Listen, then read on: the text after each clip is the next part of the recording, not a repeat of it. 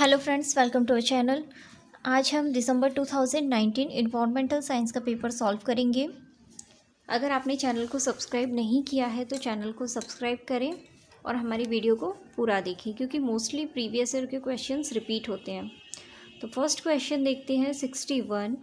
A person boarded an express train on 29 November 2019 at Surat, Gujarat for Nagercoil, Kerala.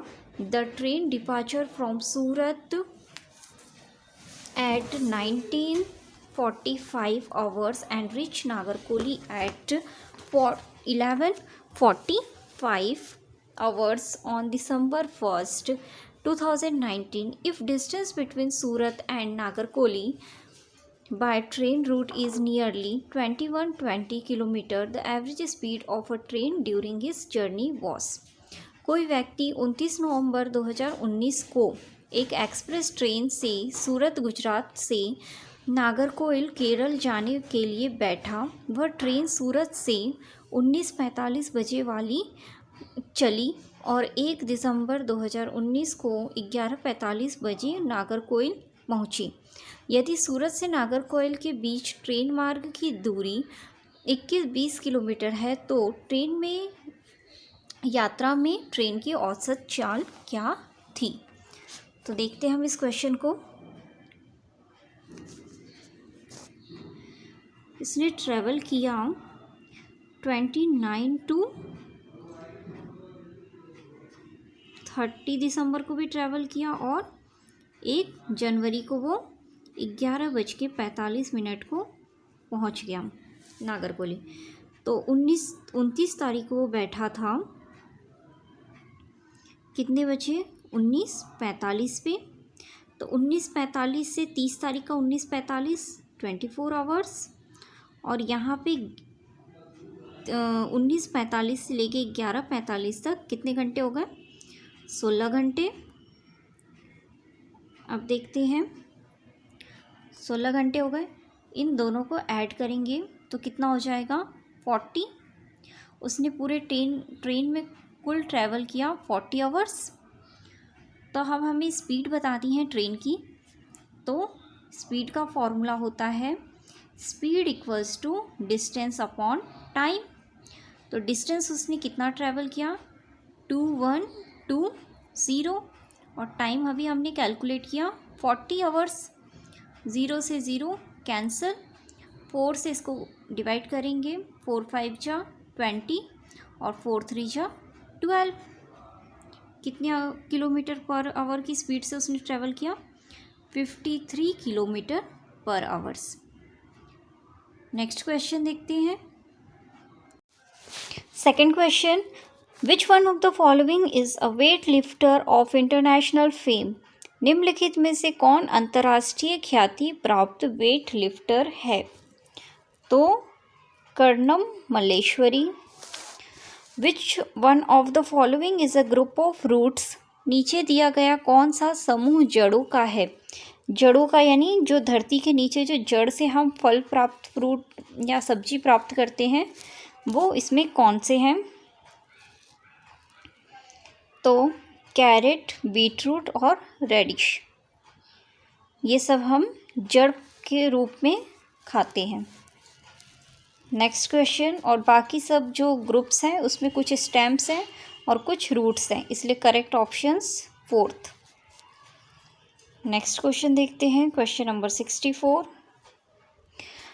Desert oak is a tree which is found in? रेगिस्तान oak नाम का एक पेड़ है जो पाया जाता है।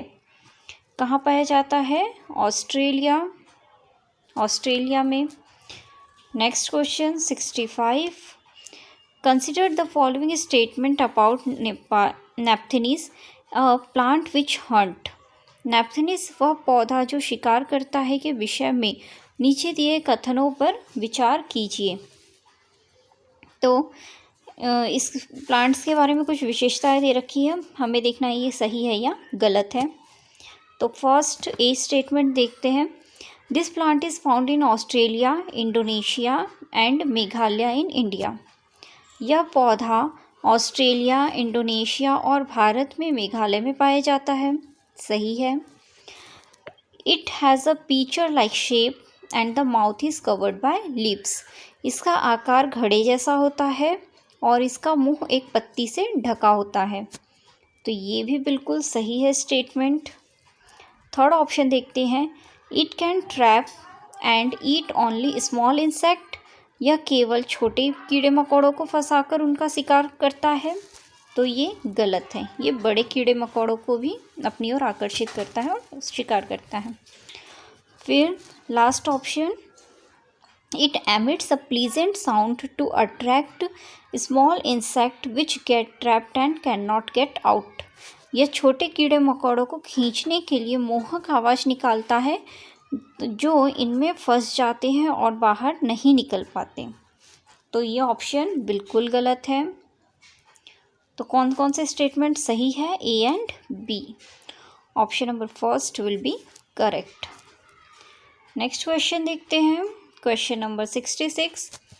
इन which of the following state of India is Dandi sea shore located where Mahatma Gandhi did his famous march before independence. Bharat की आज़ादी से पहले महात्मा गांधी ने जिस डांडी के समुद्र तट तक अपनी प्रसिद्ध यात्रा की थी वह भारत के नीचे दिए गए किस राज्य में स्थित है? तो गुजरात में डांडी मार्च यात्रा स्टार्ट हुई थी। नेक्स्ट क्वेश्चन देखते हैं 67। High fever with shiver which can be treated with a bark of cinchona tree. उच्च ज्वर तेज बुखार के साथ कपकपी जिसका उपचार सिनकोना पेड़ की छाल से किया जा सकता है वह क्या है? मलेरिया। मलेरिया में सिनकोना पेड़ की छाल से इसका इलाज होता है। फिर नेक्स्ट क्वेश्चन देखते हैं 68। A doctor is located at X and his hospital is located at Y. किसी डॉक्टर का घर एक्स पर है और उसका अस्पताल वाई पर है। डॉक्टर के घर से अस्पताल जाने के लिए कोई सीधी सड़क नहीं है, अतः डॉक्टर पहले ए पर जाते हैं और जो एक्स से ठीक 600 किलोमीटर पूर्व की दूरी पर है, फिर वह बी पर जाते हैं जो ए से ठीक दक्षिण में 450 मीटर की दूरी पर है, फिर वह सी पर जाते हैं जो बी से ठीक पश्चिम 120 मीटर की दूरी पर है और अंत में वो वाई पर अपने अस्पताल पहुंच जाते हैं जो सी के ठीक उत्तर में 90 मीटर की दूरी पर है। अस्पताल के संक्षेप में डॉक्टर के घर की सही दिशा क्या है? देखते हैं।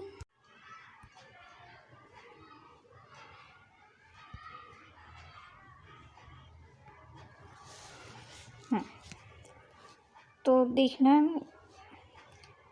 डॉक्टर को एक्स से वाई पर जाना है पर वहाँ पर कोई सीधी रोड नहीं है। ठीक है, कोई रोड नहीं है तो उसे कुछ टेढ़े मेढ़े रास्ते जाना पड़ेगा। ठीक है, फिर नेक्स्ट देखते हैं, इसमें कुछ स्टेटमेंट्स दे रखे हैं, कुछ डायरेक्शंस दे रखे हैं। तो डायरेक्शन हमने पढ़ा है,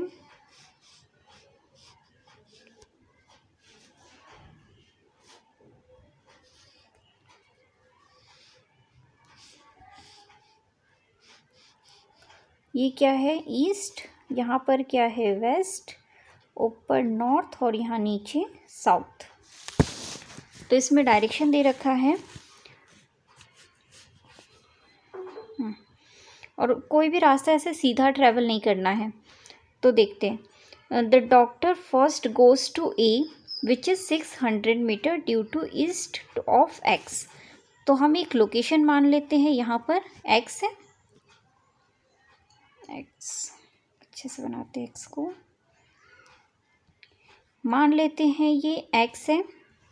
अब इसकी तरफ ये ईस्ट की तरफ जा रहा है तो वो रास्ता क्या होगा? ए।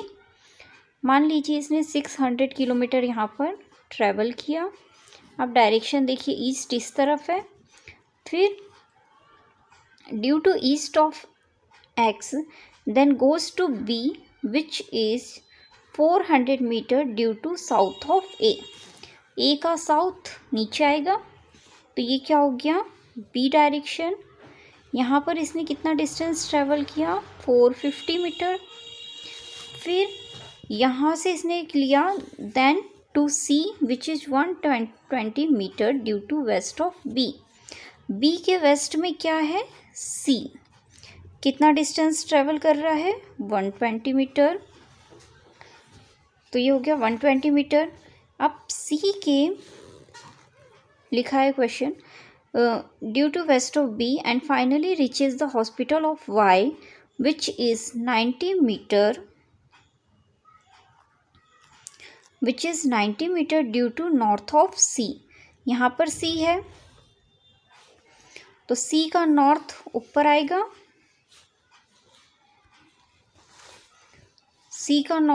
आएगा, तो यहाँ पर क्या हो जाएगा, y। और यहाँ पे इसने डिस्टेंस ट्रेवल किया 90। तो अब y और x का हमें डायरेक्शन बताना है, कहाँ पर है। तो y और x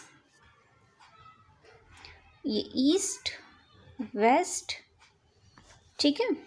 तो y और x कहाँ लाई कर रहा है, इस तरफ। ये क्या है, नॉर्थ फेसिंग है और वेस्ट डायरेक्शन में है, तो सही का आंसर हो जाएगा नॉर्थ वेस्ट। यहाँ पर क्या लाई करेगा, नॉर्थ वेस्ट, तो ये इसका करेक्ट आंसर हो जाएगा नॉर्थ वेस्ट। नेक्स्ट क्वेश्चन देखते हैं, क्वेश्चन नंबर 69। चिराओ नाच कहाँ के लोग करते हैं। तो चिराओ बहुत ही फेमस डांस है मिज़ोरम का।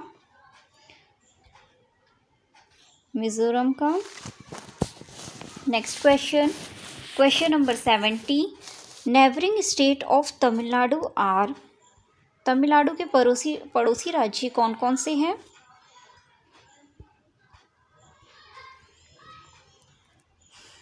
तो Andhra Pradesh, Odisha and Karnataka. Next 71। Which one of the following should not be the objective of teaching EVS at primary level as per NCF 2005? NCF 2005 के अनुसार निम्नलिखित में से क्या प्राथमिक स्तर पर पर्यावरण अध्ययन शिक्षण का उद्देश्य नहीं होना चाहिए। तो क्या नहीं होना चाहिए, देखते हैं। विशेषता प्राकृतिक पर्यावरण के प्रति बच्चों की जिज्ञासा एवं सृजनात्मक को बढ़ावा देना, या अवलोकन, वर्गीकरण और निष्कर्ष निकालने आदि प्रक्रियाओं के माध्यम से बुनियादी संज्ञानात्मक और ज्ञानात्मक कौशल प्राप्त करने के लिए खोजबीन से जुड़ी और हाथों से करने वाले कार्य में बच्चों को संलग्न करना, या प्राकृतिक, सांस्कृतिक व सामाजिक पर्यावरण के बीच संबंधों को पहचानने व समझने में बच्चों को प्रशिक्षित करना, या फोर्थ पर्यावरणीय समझ के द्वारा बच्चों को सटीक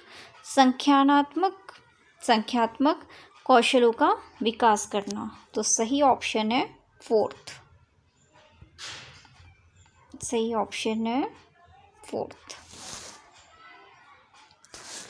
नेक्स्ट क्वेश्चन देखते हैं। EVS for class 3rd to 5th is a subject area which integrates पर्यावरण अध्ययन कक्षाओं में 3 से 5 के लिए एक विषय क्षेत्र है जो संकलित करता है। First, the concept and issues of science, विज्ञान की अवधारणाओं और मुद्दों को, या the concept of issues of science and social studies and environmental education, पर्यावरण शिक्षा, सामाजिक अध्ययन और विज्ञान की अवधारणाओं और मुद्दों को। तो हाँ, ये इन दोनों का संकलन करता है, साइंस और सोशल स्टडीज़ के इश्यूज़ को। फिर next question 73। Which of the following is true about EVS? निम्नलिखित में से क्या पर्यावरण अध्ययन के संदर्भ में सही है? EVS is a subject thought from first to fifth class. पर्यावरण अध्ययन एक विषय है जो 1 से 5 तक की कक्षाओं को पढ़ाया जाता है। या for class first and third EVS is thought through the language and mathematics. 1 से 2 कक्षाओं के लिए भाषा और गणित के माध्यम से पर्यावरण अध्ययन पढ़ाया जाता है। तो सेकेंड ऑप्शन करेक्ट है। नेक्स्ट क्वेश्चन देखते हैं। Children get lot of space to learn EVS through exploration. This indicates that बच्चों को पर्यावरण अध्ययन को सिखाने के लिए खोजने के द्वारा पर्याप्त दिया जाता है, वह इंगित करता है। तो EVS इज चाइल्ड सेंटर्ड।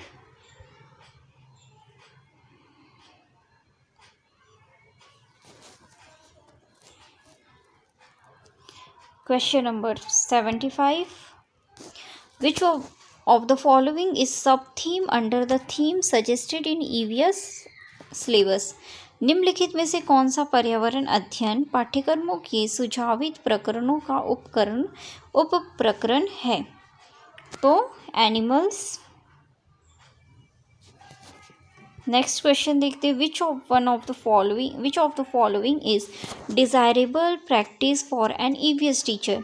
निम्नलिखित में से क्या पर्यावरण अध्ययन के शिक्षक के लिए वांछनीय गतिविधि है? First, addressing multicultural dimensions of diverse classroom.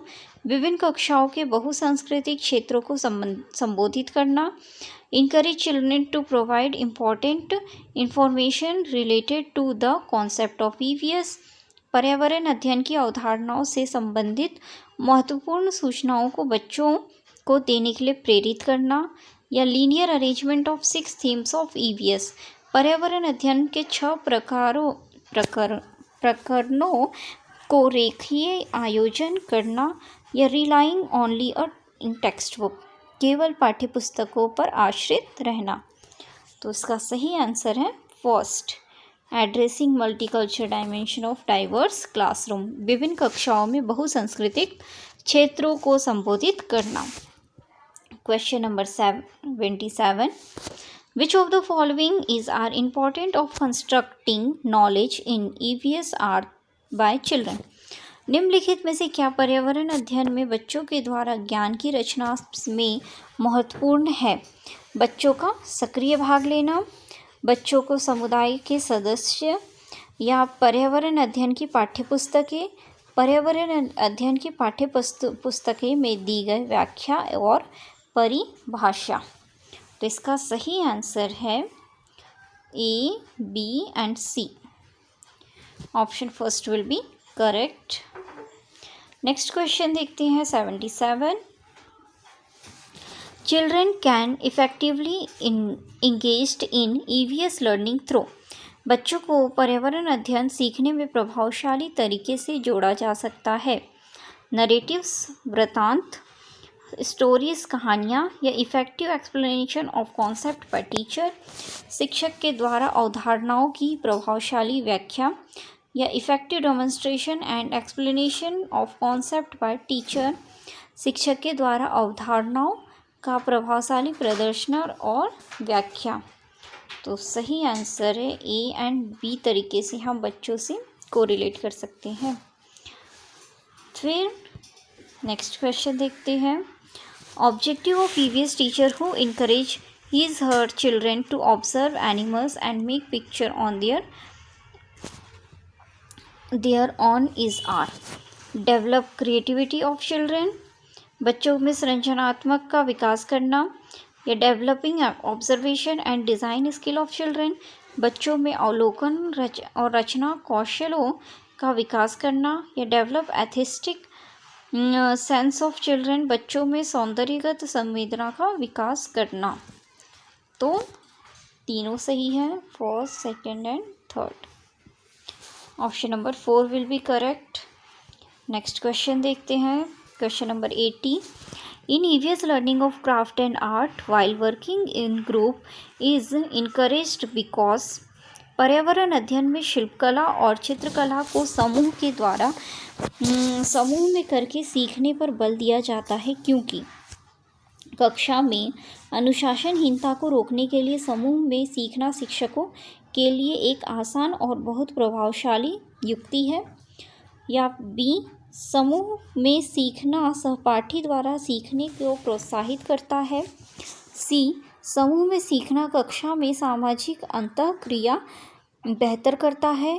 समूह में सीखना पर्यावरण अध्ययन के पाठ्यक्रम को समय पर पूरा करने में सहायता करता है। तो सही ऑप्शन है बी और सही statement B and C. Option number 3rd। Question number 81। Which of the following are most effective resource of EVS learning? निम्नलिखित में से क्या पर्यावरण अध्ययन को सीखने का सबसे प्रभावशाली संसाधन है? परिवार के सदस्य, समुदाय के सदस्य, समाचार पत्र या कक्षा? तो सबसे इफेक्टिव वे है परिवार के सदस्य, समुदाय के सदस्य और समाचार पत्र। इन सब से हम पर्यावरण अध्ययन को प्रभावशाली संसाधन सीख सकते हैं। तो option 3rd correct. Next question 82। Which of the following principle of learning is followed in EVS? निम्नलिखित सीखने में कौन से सिद्धांत का पर्यावरण अध्ययन में अनुसरण होता है?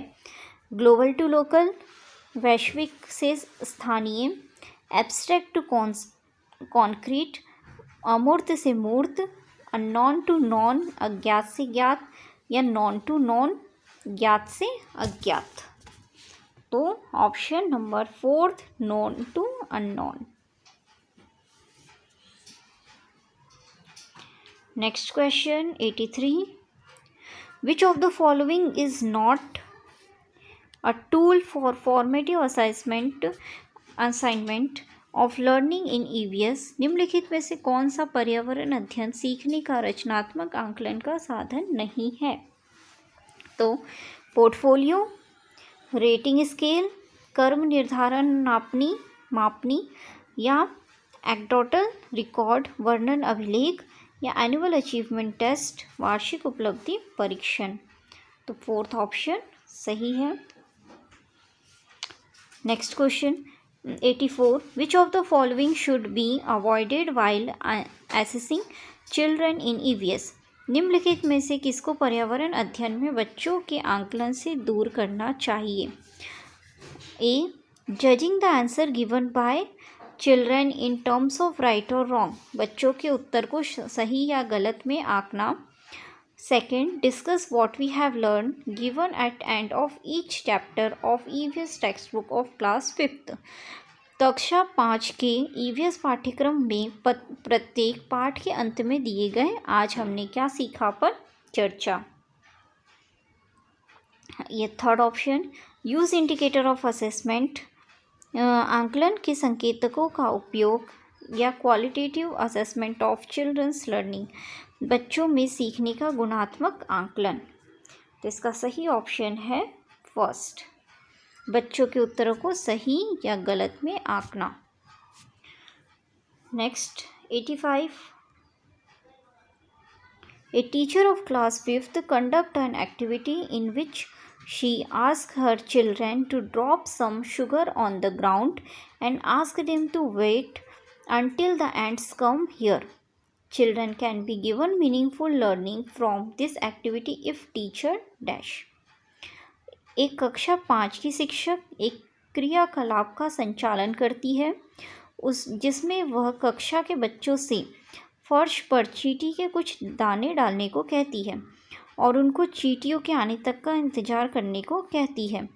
बच्चों को इस क्रियाकलाप से अर्थपूर्ण सीखने को मिल सकता है यदि शिक्षक बच्चों को क्रियाकलाप का अवलोकन करने में प्रेरित करती है, या बच्चों को अपने अनुभव साझा करने को प्रेरित करती है, या 3rd, बच्चों को क्रियाकलाप का अवलोकन अनुभव साझा और उस पर चर्चा करने को प्रेरित करती है।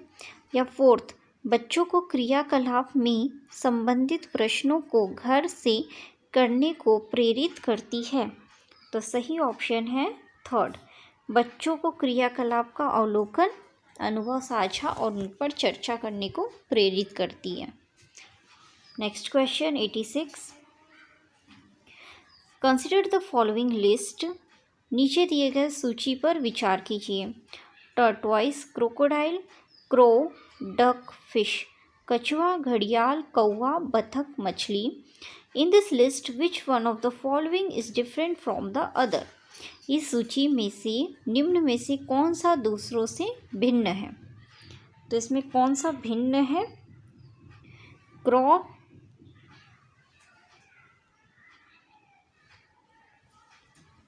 86 में क्रॉ भिन्न है। क्यों? क्योंकि टर्टवाइस, क्रोकोडाइल, डक, फिश ये एक्वेटिक एनिमल्स हैं, ये नदी में रहते हैं। और क्रॉ एरियल एनिमल्स है, एरियल है, ये फ्लाई करता है। नेक्स्ट देखते हैं 87, इसमें सिटी दे रखा है और मोस्ट लाइक फूड दे रखा है। तो कहाँ के लोग क्या खाना पसंद करते हैं, देखते हैं। हांगकांग,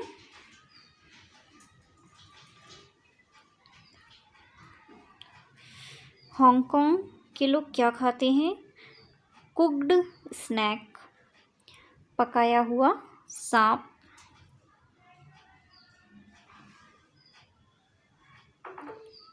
फिर केरला के लोग क्या खाते हैं? टॉपिका विथ करी। फिर कश्मीर के लोग खाते हैं fish cooked in mustard oil, fish cooked in mustard oil, सरसों के तेल में बनी मछली। और गोवा के लोग खाते हैं नारियल के तेल में बनी समुद्र की मछली। तो option number second correct. Next question 88, which of the following one of the following birds species moves in its neck back and fourth with a jerk. नीचे दिए गए पक्षियों में से कौन सी प्रजाति झटके से अपनी गर्दन आगे पीछे करती है। तो इसका सही ऑप्शन है मैना।